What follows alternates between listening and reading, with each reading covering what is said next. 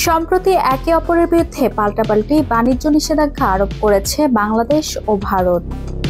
বন্দরে জট তৈরির অজুহাতে হঠাৎই বাংলাদেশকে দেয়া ট্রান্সশিপমেন্ট সুবিধা বন্ধ করে দেয় ভারত।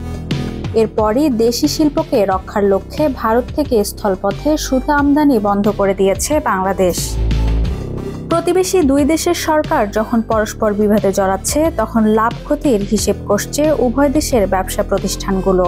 ব্যবসায়ীদের মতে পোশাক কারখানায় সমুদ্র ও আকাশপথে সুতা আমদানি করা সম্ভব, কিন্তু এ পথে সময় ও খরচ দুটোই বেশি।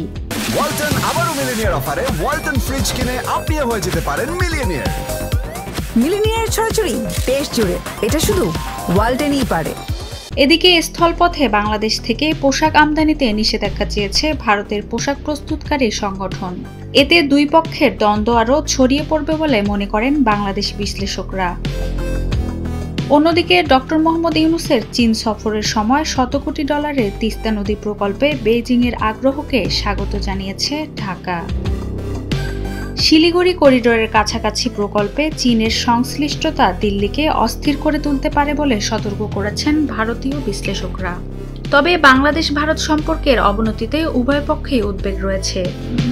ভিসা জটিলতা বাড়ানোয় বাংলাদেশিদের মধ্যে অসন্তোষ বাড়ছে। আবার দুই দেশের মধ্যে রাজনৈতিক সম্পর্কের প্রেক্ষাপটও উত্তপ্ত। গত আগস্টে ছাত্র জনতার আন্দোলনে শেখ হাসিনার পতন ঘটে।